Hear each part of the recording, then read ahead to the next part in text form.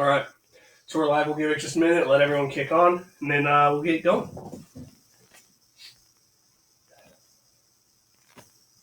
Kevin, do you have a backyard pool? Yes, we do. Good sized one, but it's warm enough, but it's a little green at the moment. Oh. No tethers yet? Huh? You haven't been tethering your kids up to it? No, actually. Not yet. Well, this weekend's supposed to start knocking on the door for 90. We'll be backyard pool time is coming quick. Yeah, for sure.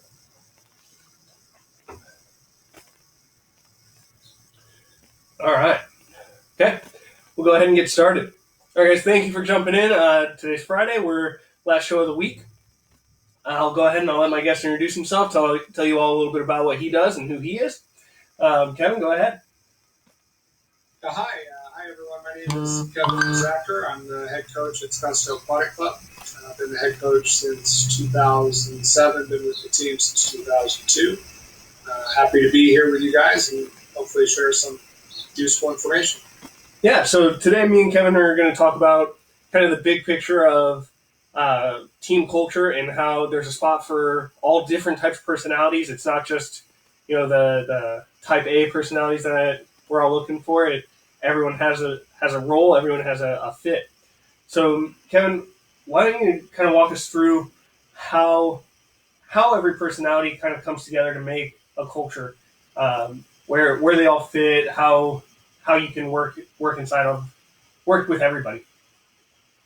Sure, I think that's important. I think you want to have a program that is inclusive of everyone, and certainly that relates to personalities and different things like that. I think we've got a fairly large program, and then our top group is a fairly large group with about 50 kids, and so you've got all sorts of different personalities there. You have the kids that are super outgoing and energetic. You have the others that are very quiet, introverted. You have kids that intrinsically work really hard and do everything you ask, and you have others that tend to try and skate by, if you will, and having, number one, that is to be okay, right? Everybody's welcome and inclusive, but then you have to deal with them all in different ways. And I think from an athlete perspective, it's really important to have different personalities because I think that gives your group character. But I think coaches too, you have to have different personalities. I think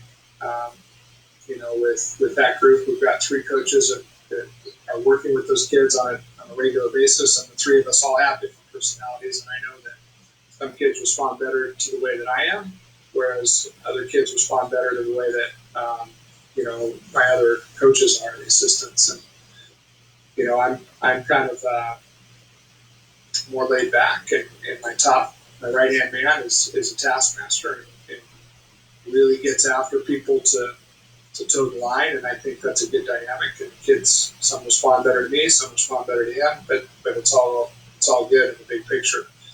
Again, with a big group, I think having a lot of different personalities works really well, and kids that come into the group can find a group of people that kind of think similarly or act similarly, right? So there's nobody that ever feels ostracized or left out because they're just a different personality. There's quite a few actually introverts, and they actually tend to find each other and support each other and help each other in different ways. Things like that. We do a lot of things where we put the kids in groups for different things, and we actually, when we do that, try to split the personalities up so that kids with, you have an outgoing person in each group that can kind of lead the group if you need it, but also then help get the kids that don't tend to want to speak up, encourage them, help them do so and speak up and things like that. So, but I to your original question, I think it's really important to have all different personalities. I think everybody can strive in their own way and support the group in their own way. Yeah, and I mean, everybody's goals are different, right? Like, not everyone's trying to make a national team or Olympic team. Some people just want to make their high school team. So I think that's a Sure. really good balance to have. I like what you said about, because it's a larger group, it lends that advantage to where everyone can find a core group. And Right. I think that's essential to a kid's success in just about everything. In school Right. and whatever it is. It's not the kids who have the most friends that do great. It's the kids that have a close group, So they find like-minded individuals. So is that something you as a coach that you try to identify early on in the process? Like, all right, so Johnny and Tim have really similar personalities. They don't really know each other, but I think they'll get along well. Do you try and identify that, or do you just kind of hands off, let things go? Yeah, that's a good question. I think at first we take a kind of hands-off approach and just kind of let things happen naturally. But from time to time, we'll have an athlete or someone.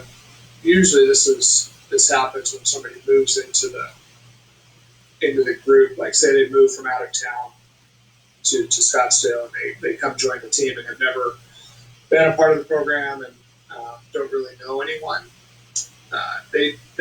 That tends to take a little bit longer to kind of figure out where they fit. And in those cases, if we see after a few days or even a week, seem to not be opening up and finding a group, then we try to facilitate that a little bit more. We'll ask someone that seems like they would be a good fit to kind of take them under their wing and help get them integrated into the group, right? So for kids that move into the group from other groups in our program, they usually move in with people that they already know, friends they already have, and so that tends to kind of take care of itself. But with new people in the program, I think we help facilitate that a little bit more. One of the things you said made me think, in the sport, and really any sport, any endeavor that you're doing, the most important aspect is to improving. I think is you have to be at practice, you have to be at training, and you have to work hard and do all those things too. But if you're not at practice, you can't work hard. So the big thing that is important to me is providing an environment where the kids want to be there all the time, and if you can do that, then you're not fighting them to get to the pool every day. And I think this kind of thing, having a place that's inclusive of everybody, that's welcoming to everybody, that they feel comfortable in and they feel like they can be themselves, lends itself to that. Our kids like being there. You see them when they walk on deck, they're smiling, they're happy, they gravitate to their friends and start chit-chatting. Our kids generally like each other and they like being at the pool. So I think that that really helps in terms of getting everybody to practice regularly. Yeah, well, I think swimming is so unique in a sense that practice is hard. Like it's not the most enjoyable thing to do. So you have these larger groups, and obviously they're going to split off, and it never gets really very clicky. It's very because they all have their friends, they have their friend groups, but at the end of the day, they're all there to survive the workout. So they all have that one commonality where they're working towards the same thing of getting it done, getting better, and it's regardless of your goals, whether it's Olympic team or high school team, the goal is, I'm going to swim. Math class, not everyone wants to learn math. They're just kind of stuck there. So I think what you said about making it where the kids want to be there is everything. Again, if the kid wants to be there, they're going to get better 99% of the time. You said something interesting in there about when kids move up from another group in your program, and they already have their friends. So, say you get 7 new kids, 10 new kids in a group that all move up together. And how does that affect the culture of that group? Because I imagine, and you can speak to this as well, I imagine there's some similarities in culture between groups, and there's going to be some differences just because of the age and the makeup of the commitment level. Sure. But how does, when you get, there's 50 kids, that's 20% brand new. How does that alter your culture? That's a good question. every year it's different, right? I would say our main for the top group, the group that we're talking about, the main time that athletes will move into the program is generally in the fall in August. We try not to have kids in the group until they are already in high school, meaning starting their ninth grade year. And so typically we'll have a good chunk of kids that are in eighth grade, finishing through the season, through the summer, and move up. So we'll have 8 to 10 or so, usually every fall, kind of move into the group. Every year is a little bit different. I know a couple of years ago, actually, we had a really strong group. In fact, a couple of kids had already made junior nationals before moving in. And there were just a lot of really good, fast kids, and they were young, right? And so that was hard on some of the older kids to feel like, I don't know, they had some kids coming in that were disrupting the pecking order, if you will, I guess is what I'm trying to say. That was challenging. I think it depends on your leadership within the group, right? If you've got a good, strong class of juniors and seniors that are just kind of good leaders, natural leaders, it's not really an issue, right? They kind of take charge. But in that particular instance I'm going to, we didn't have, at that time, really strong leadership in terms of vocal leadership. We had really good work ethic type kids that got in and did the things they were supposed to do, but they weren't very vocal. And so it almost felt like a leadership void. And so then the younger kids that were fast came in and kind of disrupted things a bit. So that was challenging. For most of the year, it was just an odd dynamic. But we did things to keep working on it, right? We also challenged those younger kids to try and develop some leadership qualities and help them with that a little bit, so that we could get some leadership within the group. Certainly kids gravitate towards the older swimmers. So we also had to do some work to help the older swimmers kind of be able to voice their thoughts and things like that, and try to become better leaders vocally for the group. I don't know that I answered the question very well. No, it's different year to year, season to season. No, absolutely. I think you answered it really well. I guess my follow-up question would kind of be 2 parts. How did you go about empowering those junior seniors who had their pecking order disrupted, if you will, or were more the grinders that were lead by example, not by words? How are you empowering them to work with these younger kids, and how are you taking advantage of those younger kids who I assume had larger personalities as well? If they're if fast is one thing, but having that larger personality is kind of what can disrupt that culture, right? So how are you taking advantage of pointing them in the right direction? Look at these older kids, watch them, and you can be their voice for them almost. Right. So some of the things we do is at certain points of the year we divide the kids up into groups of between 4 and 6 for different things throughout the course of the season. So as we're getting into the season and we're noticing kind of the different personality types that we have, you're young, kind of more vociferous athletes, and the older kind of quieter athletes. We were very thoughtful in how we put those kids together, right? We also pulled the older kids separately aside, a couple times a month, and just talked to them a little bit and gave them permission, if you will, right? Just give them permission to speak up and lead the younger kids and show them the right way to do things. And we also do quite a bit of team building work in general. Weekly meetings, educational things where we talk about things outside of the pool, and mental skills. And sometimes it's just how you treat one another and respect and those kinds of things. And then in those discussions, right, I would usually kind of start a discussion, but then I would call on seniors, hey, what do you think about this? Can you give us an example of that? And almost call them out in a good way. I tell them ahead of time, hey, I'm gonna call you guys to kind of speak your thoughts and get them to be a little bit more comfortable speaking to the group, in front of the group, and being able to voice kind of their thoughts and opinions, if you will, and things like that. But it takes some training and some encouragement, if you will, and giving them confidence that they can speak up. Okay. So it almost sounds like the culture doesn't exactly change. The culture stays pretty consistent, but it's the leadership style that kind of changes within the group. Yeah, I think that's a good way to put it.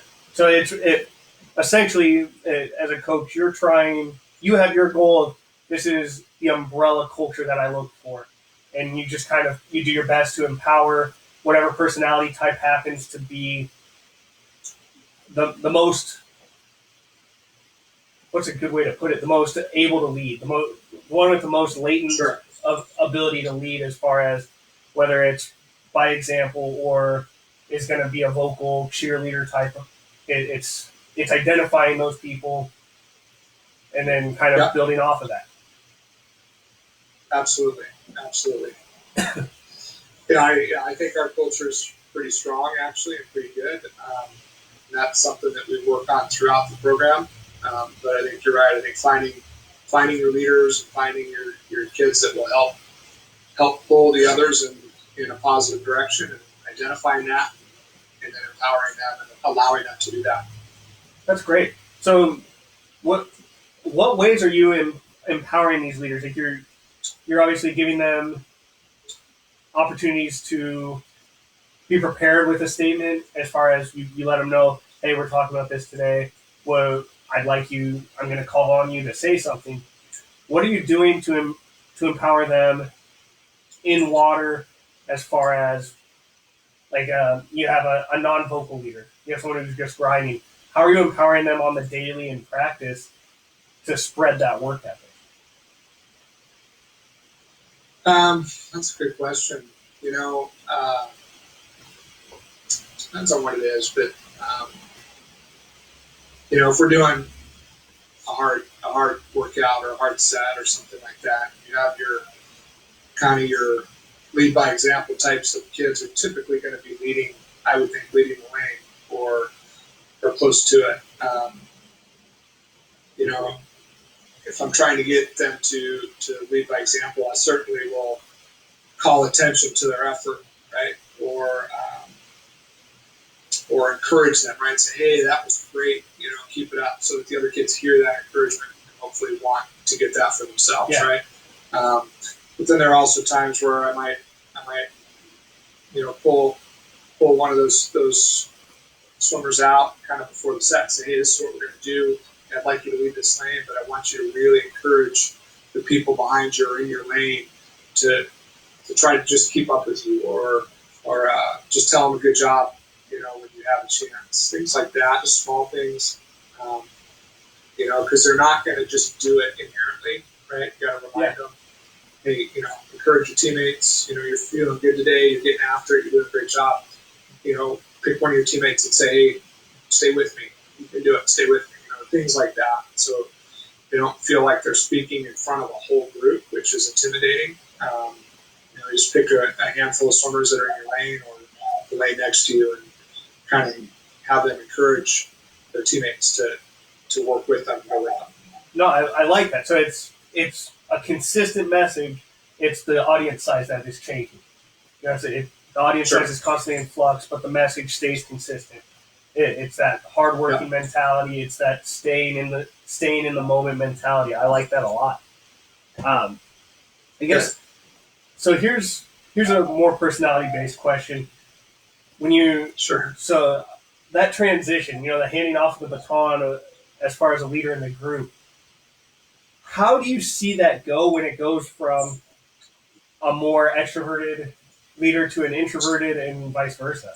And that dynamic is always very interesting to me, on how one helps the other and how it all works together for the good of the group.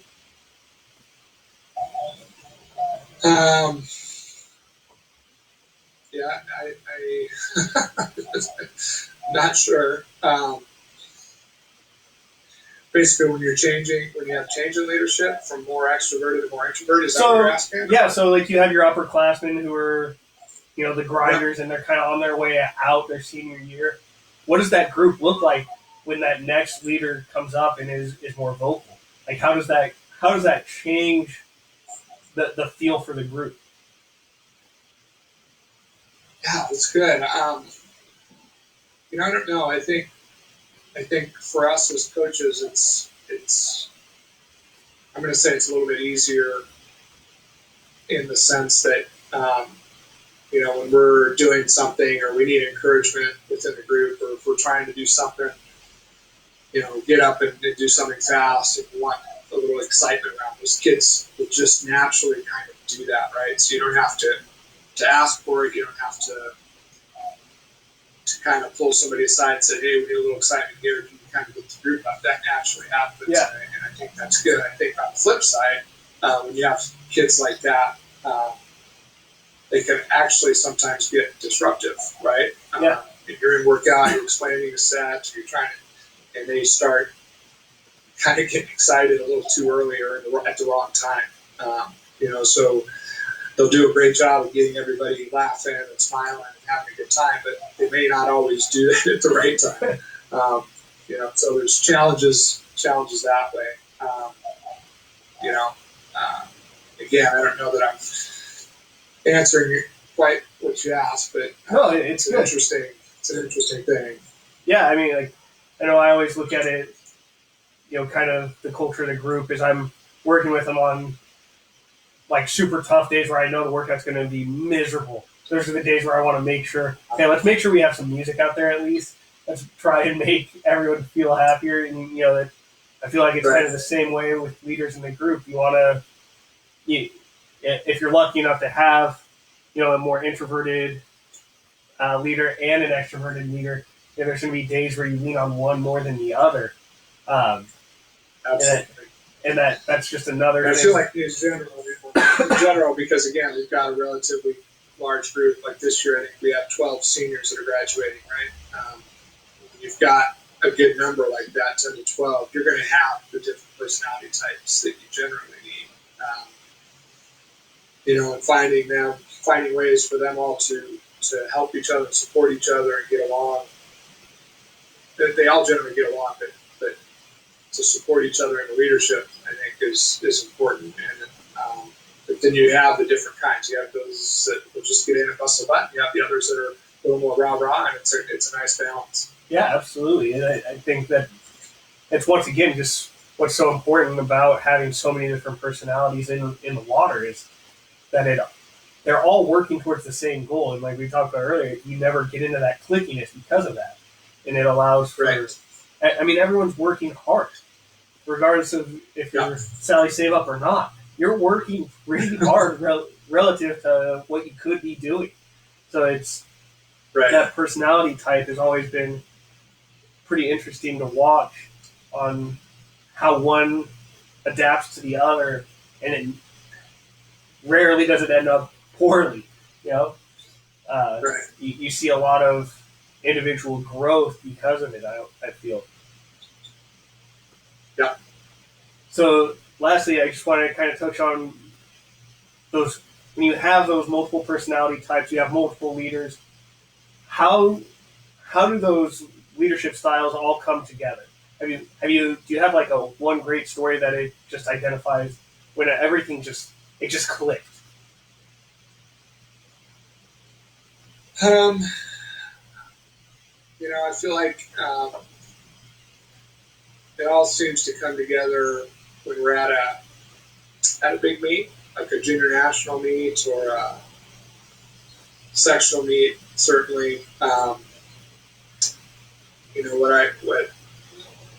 what I'm proud of, I guess, with the group, and what we get nice comments from officials, coaches, and parents on other teams, certainly at like a junior national level. So the way that our kids just support each other at those meets, and they cheer for each other, they help each other. If somebody has a performance that doesn't go very well, there's always someone that jumps over and tries to make sure they're doing okay and supporting them however they need, and being able to move past it. But really, it's just the energy that the group has and that they give each other, in terms of being supportive. We've been pretty good about just having a good, positive attitude and frame of mind at those big meetings. And, of course, there's going to be performances that don't go very well. And those can, if you don't have strong personalities and good leadership, and somebody that has a strong personality, has a poor swim, they can get really negative. Yeah. And that can be contagious, right? And I found that our group does a really nice job of nipping that in the bud, if you will, and moving past those kind of down moments and picking each other up and lifting each other up. And so I think that's the best example of kind of our leadership and how it comes together is at those big meetings, how they really help and support one another in good times and in not so good times, and keeping the energy level up and keeping the attitude good and being just supportive of each other. Yeah, I think that's a great thing, a great statement about your club is that these kids are recognizing, hey, one of our leaders is down and they're in a toxic place right now, and not letting them blow it, pulling them out. I think that speaks very highly of a really healthy group dynamic. Right. No, that's awesome. Okay, guys. So, if anyone has any questions on this, go ahead and type them in now. And while you guys are getting some questions out, Kevin, why don't you give everybody where they can reach out to you if they have any questions, if they have any issues culture-wise, where they can get a hold of you. Yeah, sure. If anybody ever wants to reach out to me individually and certainly ask questions, I'm 100% open to that. Best way is probably via email. The email is kzswim@hotmail.com. Last time I gave that email address out to somebody that said, "Oh, you still use Hotmail, huh?" One of the, what did you say? Something about being old school or something. But it's KZ, Z as in zebra, kzswim@hotmail.com. Awesome. All right, cool. Thank you, Kevin, for coming on today. Thank you guys for checking in. Awesome.